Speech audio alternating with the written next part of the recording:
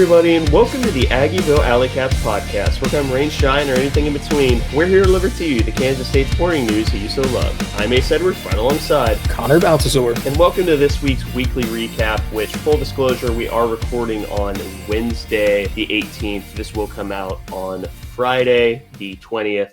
So if anything happens on the Thursday, that really kind of sucks, but it is our luck that would happen.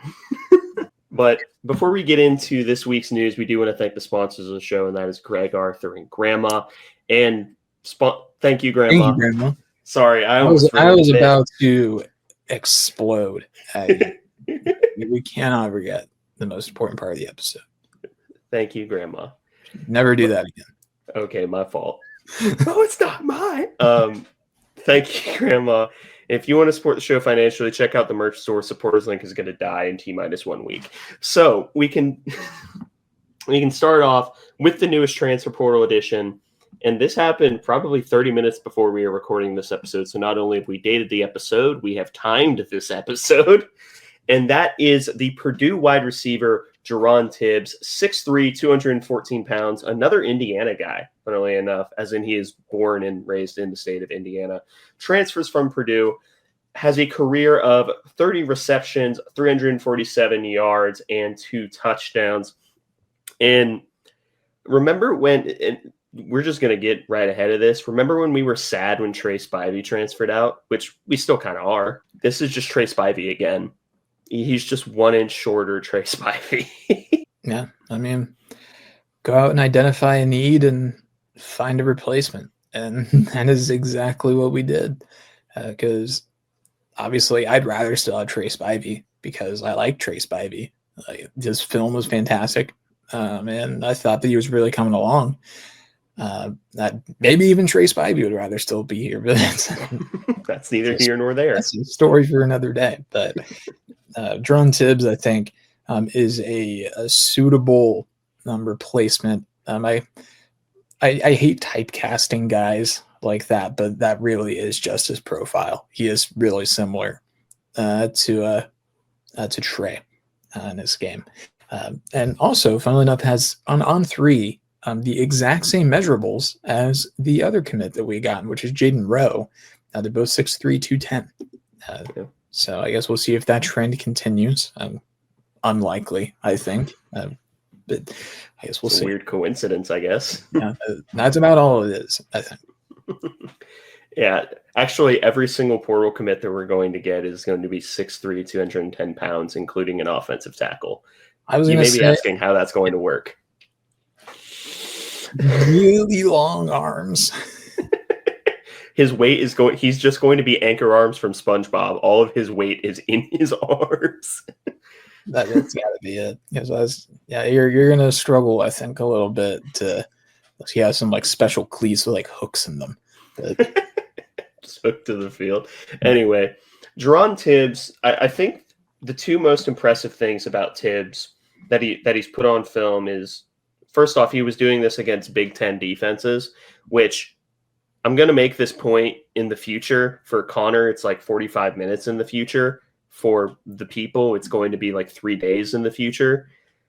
I think that sometimes Big Ten defenses get overrated because Big Ten offenses are terrible, but that does not mean that they're not good. And Jerron Tibbs was a productive receiver at that level. And a big part of his productivity is not only that he was able to play pretty much every single receiver position, though his favorite and the one he was used most at was the X ISO receiver, which is where you typically put your alpha receiver. But he also played a little bit in the slot, played a little bit of a Z receiver, but it was mostly just X and the slot. And he didn't have any noticeable lapses when he was on the field playing all of those positions. And that's especially important because he's a college receiver that is able to go up and get the ball, which it seems like we've been waiting for so long. And we had that in Trey Spivey. We lost that when we no longer had Trey Spivey, and now we just have it again in Jerron Tibbs. So versatile with his position groups, but he definitely has that ability to go up and grab the ball. Although his long speed is probably just okay, just serviceable, and he's an all right route runner, but he really is just going to be sort of that bully ball receiver that I don't even think Trey was a better technician than was probably given credit for. But Jerron Tibbs is definitely more the bully ball that Spivey was capable of. And I know we keep bringing up Spivey, but it's because it's the easy comp that everyone listening to this would know. Yeah. So it is low-hanging fruit, but it's not invalid low-hanging fruit. Like, sometimes the fruit is low for a reason. But I really don't have much else to add on Tibbs other than, I mean, I think he did about all he could in what was a struggling Purdue program this year. Probably the worst Power 4 team and competing with like probably some of the worst G5s. Yeah, I mean, trying to think, I don't think there was any worse Power 4 team. I don't think it was even close. No, really. But yeah, there were plenty of I think they're probably like a bottom third G5 team. Honestly, like I think they would have maybe. I was about to say something crazy. I'm going to say it anyways. They might have broken 500 in the MAC. I don't disagree. Honestly, I really don't. But welcome to the family, Jerron Tibbs. Hopefully he gets to play for a team that won't go 1-11. If we go 1-11 next year, you will never hear from me again.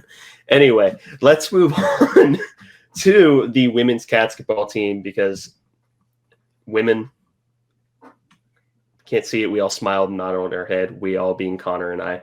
The first game was up against last year's CUSA conference champions and a coach that is actually a Hall of Famer. I did not know this until I was watching today's game. They have a Hall of Famer as their head coach. And K-State still was able to handle Middle Tennessee State 74-48. And it never really felt all that close throughout the duration of the game, outside of the first quarter where Middle Tennessee actually led. And it really just was that second half where K-State separated, which, Connor, I think your philosophy of, especially in the women's game, where the first half you can sort of take it or leave it, but the second half is where the better team almost always wins and separates. Yeah. The first quarter generally is where you're getting the absolute best shot, it feels like, in women's basketball. Second quarter, if you're facing a team that's genuinely good, like you're going to continue to struggle. Talent generally, I feel like, starts to separate the second half in the women's game. But this was a genuinely really good Middle Tennessee team that K-State was playing. Middle Tennessee State, I should say. And they had actually some really good matchups for K-State specifically. Bouldereva, their 6'6" center, that was a really good matchup against Aoka Lee, and they clogged the lane really, really, really effectively in the first half because shots were just not falling in the first half, and that was really the only major difference between the first and the second half for K-State was the shots were not falling in the first half, and they were in the second half. And they never started falling for Middle Tennessee. Yeah. Middle Tennessee just could not figure it out offensively, and they were struggling with fouls for quite a while as well. But the second half, it got really bad.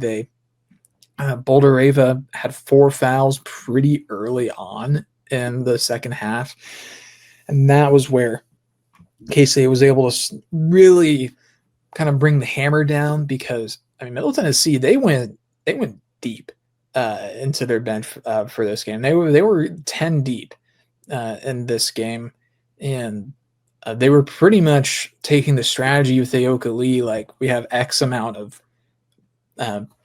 post play. We have X amount of fouls to give, basically. Yeah. What's 5 times X? We have that many fouls to give. That's how many fouls we're going to get on Aoka Lee.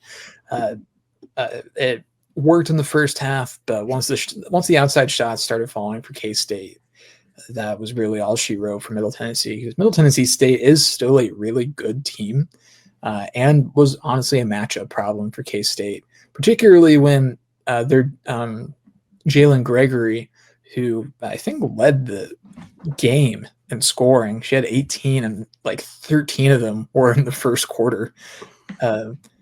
She was on fire to start the game, but didn't really do much outside of that first quarter. And Boulder Ava was definitely a known presence, but it was just wildly inefficient. She was 5 of 22 in this game.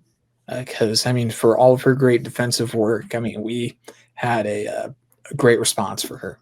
But this is a hard-fought win. The K-State, once we had the second half, I mean, we just separated because we were the better team. And but it was still a very tough game. I think we needed because I think we needed that challenge. Yeah, because they haven't really been challenged since the Duke game, which they lost. But to really just go over the starters before we move on to the next game, Yoki played 21 minutes, 4 of 5 from the field, 8 of 12 on her free throws with 7 rebounds, 3 fouls, 1 assist, 2 turnovers, 4 blocks, 16 total points. So, average Yoki experience, honestly, with the exception of free throws. I was about to say, yeah. And she started off like kind of struggling. I think 3 of her 4 missed free throws were like in the first quarter and like the first one she took. But after a few misses, she really settled in and was fine. Yeah. Then Jalen Glenn tied for the second leading scorer on K-State. 33 minutes, 5 of 12 from the field. All of her makes were from 3, 5 of 9. Got 4 rebounds, 2 fouls, and 3 steals. Again, average Jalen Glenn experience. Make the 3, steal the ball, Jalen Glenn. That's it. And Tamira Poindexter, 33 minutes, not very efficient, 4 of 13, but 3 of 10 from three-point land. Perfect on her 4 free throw attempts. Did get 6 rebounds, 1 foul, 2 assists, 2 turnovers, a block for 15. And then rounding out the starting lineup is Zy Walker and Serena Sundell. Zy Walker, 29 minutes, 1 of 4 from the field, 1 of 2 from 3. Perfect on her free throws, 7 boards, and 1 assist to 3 steals. So both Zy and Jalen got their 3 steals. And Serena Sundell had a weirdly off day. 37 minutes, 1 of 8 from the field, 0 of 2 from 3, 3 of 4 from the free throw line, 2 rebounds, 2 fouls, though she did get 11 assists. So to 0 turnovers. To 0 turnovers. She went back more to her primary point guard roots with a lot of assists, but not really efficient on scoring, but if you're not going to score, you might as well make other people score. And that's what the best point guards are able to do is if they can't do it themselves, they make sure that other people can. And that's what Serena Sundell did in this game. So can't really complain. Then also Tamira Poindexter, I want to say in particular, I thought that her first half was probably her worst half of the season. Honestly, particularly because she didn't shoot very well, and she overran a lot of steal attempts. Like she was going for the steal and was always like just half a step behind, which like I commend the effort, but it just happened enough times that resulted in points for Middle Tennessee State. It was frustrating, but she really got to figure it out in the second half, and I thought played much, much, much, much better in the second half. So that's why I said all the like mean stuff about her not playing well in the first half, because she's fought through it and ended up having a really great second half. And even though it wasn't efficient from the field, still finished with 15 points and 6 boards and was a really effective piece for K-State in this game. So, yep. And not really a whole lot to mention on the bench, but you can point out the notable performances as you see fit. Yeah, Terrence Sides, 2 of 3 from 3, a few big ones in there. 1 assist, the 2 turnovers, so she gets 8 points on this one. So cooled off a little bit, but still 2 of 3 from 3, so still absolutely on fire.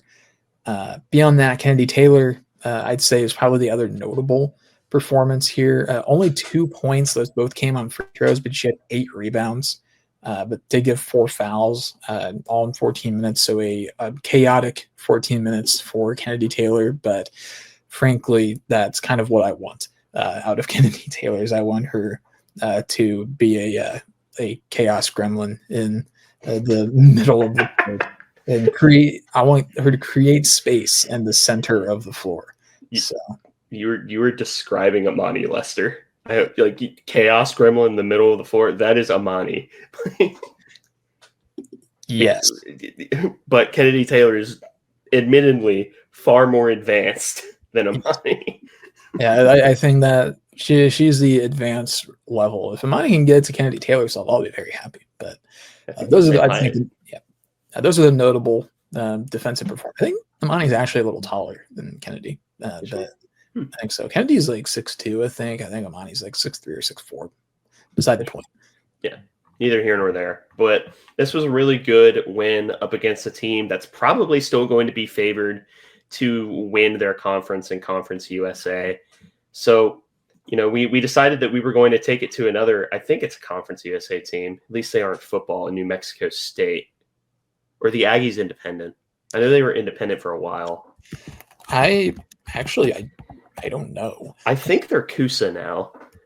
That would make sense, particularly for like basketball. It wouldn't make much sense to be independent because I think there's like one independent at Chicago State, and I think they're set to join a conference if they haven't already. Like, because if you're not in a conference, then you just don't get an automatic bid to the tournament, which pretty much means you don't get to go to the tournament. So, yeah, unless you pull some chicanery and schedule the hardest schedule in the world. And they are in Coosa, so you're right. Okay.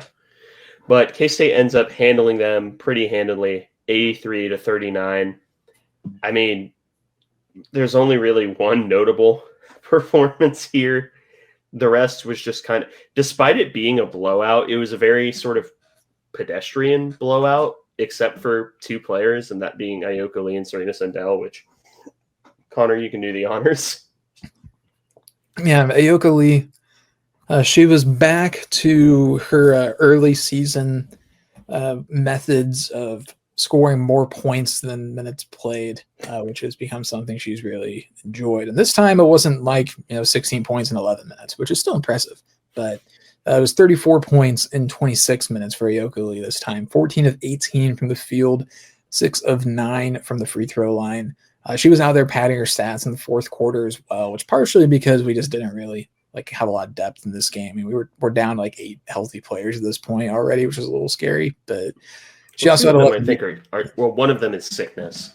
Yeah, one of them's sick, and Gisela, hopefully she's healthy at some point. But 11 rebounds for her as well. 5 of them were offensive, so a double-double for Ayoka Lee. And then she had 2 fouls, 2 turnovers, 3 blocks, and a steal. So all around a really fantastic night for Ayoka Lee. Serena Sundell was really great in this game too. Played 29 minutes, had 18 points, 6 of 9 from the field, 1 of 3 from 3, made all 5 of her free throw attempts. Only 2 rebounds, but did have 6 assists, just 2 turnovers, and then threw in a block and a steal as well. Yeah, those are the big notable performances. The only other thing that I really want to point out is this was a game where the shots, especially from 3, just kind of weren't falling for K-State, which I do want to give a shout to Jalen Glenn, because genuinely she sort of has this is a deep pull. She sort of has the Ish Masood shot, not in the way that it looks the exact same, but it always looks like it's going to go in somehow. I think, Connor, you were the one that pointed that out to me whenever Ish was still here. And I just recently I've noticed it with Jalen, where I genuinely believe every time that she shoots the ball, it is going in. I'm kind of at that point with her as well, honestly. So I'm glad that you brought that up. Taryn is very quickly approaching that point for me as well. She may have already hit it, which she actually had a bit of an off night from 3, and this one too. Only 1 of 5, so that's going to bring her down to closer to 50%, I guess. But still, oh no, yeah, oh no, she'll only be like 52% instead of like 57 or whatever it was she was at before. But no, it's great to be able to finally have that sort of feeling with some players in the women's basketball team, because the last several years it's been mostly struggles from beyond the arc for these Jeff Vindy teams, which has been particularly frustrating because they're really getting open shots pretty often. It's just sometimes they aren't falling, but this year they've been falling more often than they haven't been, which has been a very refreshing change of pace. I guess we'll just have to make sure that continues throughout the season. Yeah, I will always bring this up. I survived the 0-21 start up against KU. Yeah. God. I think we got 1-3 in that game, and it was a Laura Mackey 3. Yeah, it was a Laura Mackey 3 with like 5 minutes left. Yeah. Not a likely candidate for the only 3 from that game, but talk about frustrating. Yeah, I think we ended up getting 2, and the other one was Emily Ebert. As I say, I can't remember. But speaking of Emily Ebert, her last year here, she was constantly airballing corner 3s, and I don't know what was up with that because she had not done that her entire time that she was here. And then she just started airballing 3s all the time. And I'd always look at Coach Mitty every time she did it, and he'd just look at her and he'd just be like, he'd have his arms up. Why'd you do that? I'm assuming Emily would be like, I don't know, Coach. I'm not trying. I'm not trying to do that. I will say that Jeff Mitty does have some of the best sideline reactions, just because half the time it's nothing, and the other half it's just him shrugging his shoulders and looking very confused. Yeah, he is very emotive on the sideline, but there's one thing that always gets him going. It's when we're in a close game and the refs make a rough call. That is a man that knows how to chew the refs. He's gotten thrown out of a couple games, I think, for Tex. I know he did 2020 in the COVID season. He got thrown out of the West Virginia game. He did. That's right. Yeah, because I don't even want to talk about that game. That game sucked. But no, that game was awful. Anyway, the next matchups for the Midi Cats or the women's catsketball team, depending on how you feel about it, is the beginning of conference play. And that is up against Cincinnati and Houston. You will probably, I don't think we'll do a weekly recap next week. It's Christmas. So, I mean, we'll probably do both a weekly recap and the bowl recap the week after both of those happen. So, like that week of New Year's. Because, A, I don't want to bring my recording setup with me home because it's kind of annoying. And B, it's Christmas. So we'll have fun, but it will be Cincinnati and Houston. Houston's actually a New Year's Day game, funnily enough, at 2 p.m.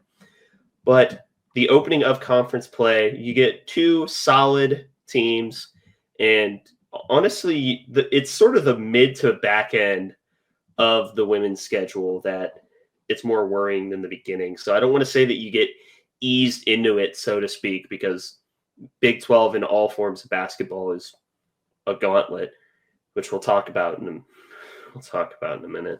But go support the women's catsketball team because damn if they don't deserve it. You're muted. Connor, you're muted. I'm muted.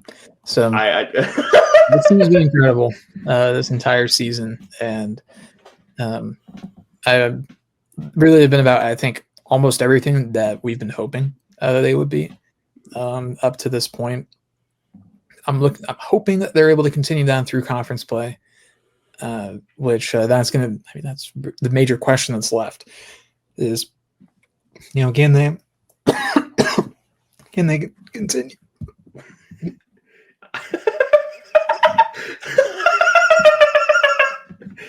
Connor's okay, everyone. I promise. He just had something. Yeah, I just forgot how to swallow for a second. So, anyway, that's a nice bit of levity before we talk about the men's team. Speaking of choking. So, I want to give them their flowers before we started because they did lose, but they did try. They tried for the last, 35 minutes of game time. You're on a heater. No, right? This is if I'm okay. I must have been coughing pretty loud.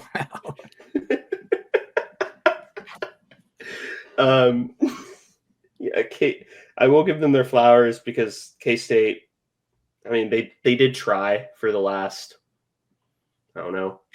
we'll say the last 25 minutes of the game, not counting overtime. They did try, so that was character development. The beginning of this game was absolutely abysmal.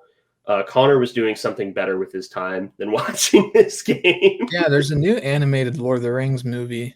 Started at 6:45 in Manhattan. I decided to go watch that instead of this game.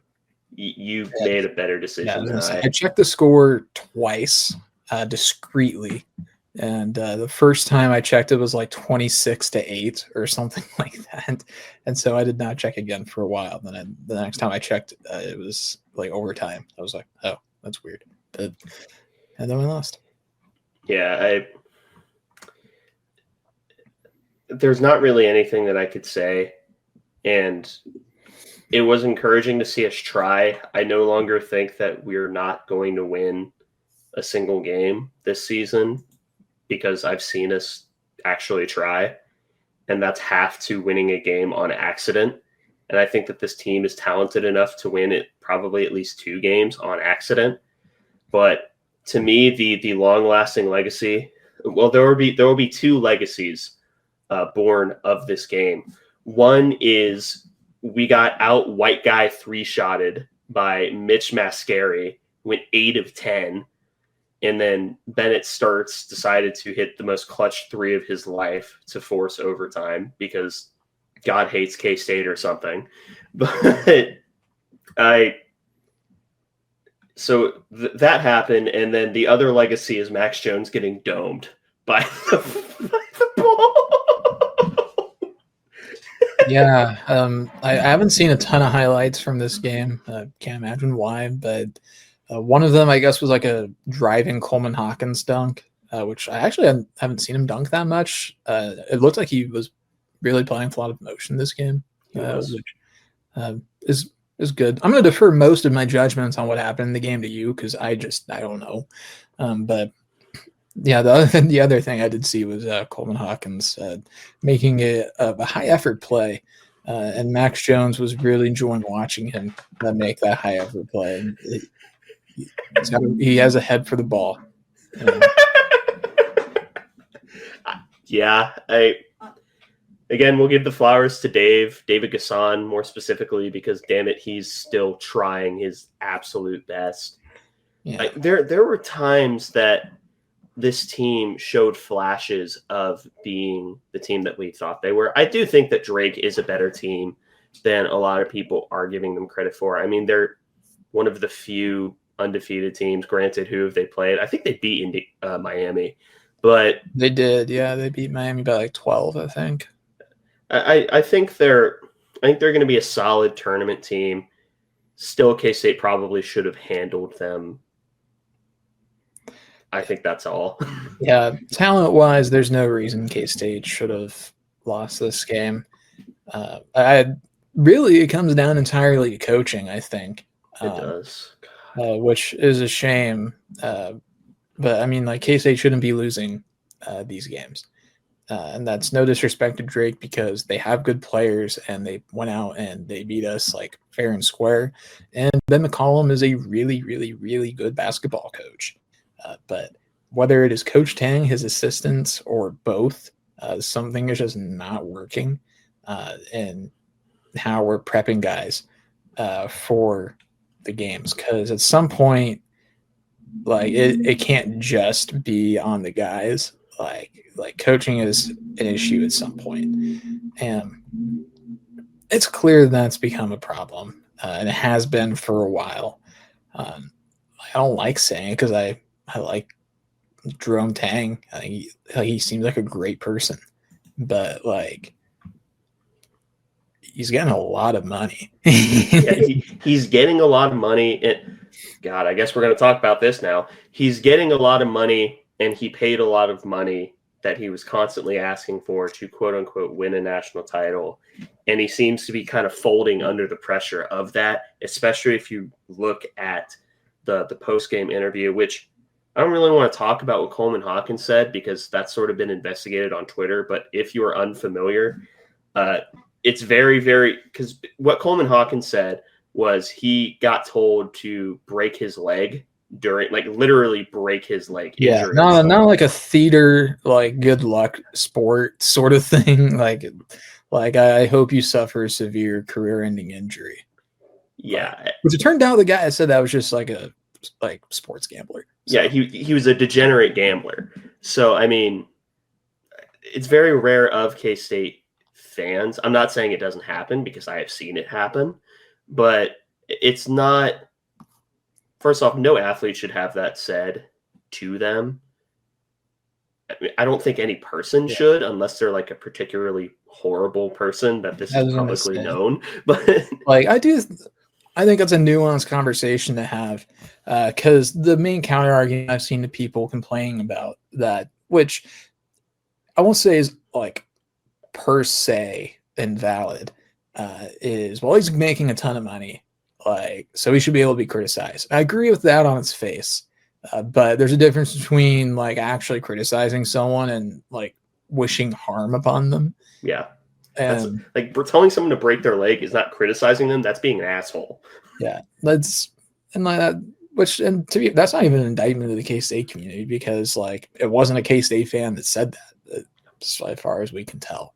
But I think a lot of the uproar though came from Jerome Tang saying like those aren't real K-State fans. People are saying that, which is true. Like objectively true in this case. Like I think the quote got posted around a lot, which I don't know why I'm defending him on this. Like how he's been doing this season, he doesn't really deserve it.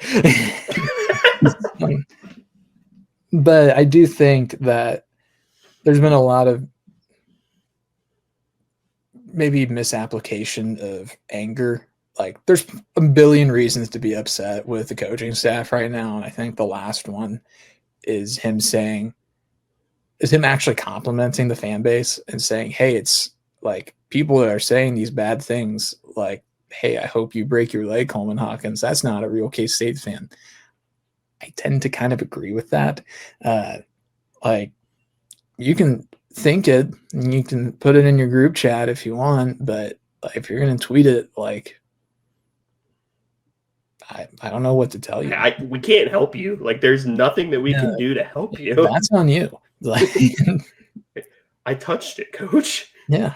Good call. No, bad call. Bad call. What is wrong with you? So, I don't know. But I do think, despite me sounding like I'm trying to like exonerate Jerome Tang, that's not my intention. That's more me saying I think we should redirect to the more pressing issues, which are not him defending one of his players from a guy wishing physical harm upon him. It's that he seems to be using the amount of NIL money as an excuse and a crutch for how much pressure he's had. That is a much bigger issue than him saying, please don't like wish harm. Don't bully my players, please. Like particularly like with threats like that. Like it's like not constructive at all and doesn't really do anything. Like criticize all you want, particularly in the NIL era with guys that are making a ton of money. I mean, like criticize all you want. I think that's fine, but I do think that there's a fair line that you probably shouldn't cross, and I think the wishing actual injury on people generally crosses it, I think. And I get the angst with, I think that Jerome Tang at the current moment, and I'm not saying whether this is right or wrong, I have my own opinions on it. I don't care to share them because honestly, it's not constructive and no one is going to gain anything other than anger from me sharing my opinion. But I think that Jerome Tang I think everything is just kind of snowballing right now. And I think it's very, very easy for the fan base to get negative in the same way that I liken this to the Chris Kleiman, you guys have to be more positive moment, where it's a guy putting his foot in his mouth and saying something that is just going to upset everyone in the fan base, regardless of how well-intentioned it might be. And I think I'll let you add on to that and give your thoughts before we sign off and talk about something else. Yeah, definitely not the time nor the place to be calling for that. I think it's fine to want the fan base to like rally around the team and like be positive and stuff, but I don't think that's something that you should be saying publicly, particularly after an overtime loss to like the to the fourth most relevant school in the state of Iowa. So not a great look, I think. I like they have to show something on their end to earn it, unfortunately, because there was goodwill where we were willing to rally around them, but that was last season, and last season didn't go well either, and this season's going actually worse right now, and things aren't looking great. Like you said, I do think there's some good things to take from the game, but it's getting harder and harder to be willing to accept those good things, because no matter how many good little things happen, like, hey, we came back, hey, we were able to force overtime, we like played with a lot of energy, like that's all well and good, but at some point the results have to change, particularly after I think it was like 10 days off. Yeah, it was 10 days. Especially coming out as flat as they did after 10 days it's just flat unacceptable. Yeah, like I'm really trying to like mix being positive and optimistic with also being realistic, which is generally my goal on this show. I don't want to like paint a picture that isn't like correct or like it's just false, but I also don't always want to just come on here and be constantly doom and gloom. Like I try to at least provide a little bit of both sides. But it is getting increasingly difficult to be optimistic about this season. I know there's still people that are on Twitter, like, as like widespread as doom and gloom is, and I find myself in that segment pretty often, honestly. Right now in men's basketball, there is still like some things to look forward to. Like I think David Gasson is still really trying to make an effort, and I think that this team does somehow have the pieces to get things turned around.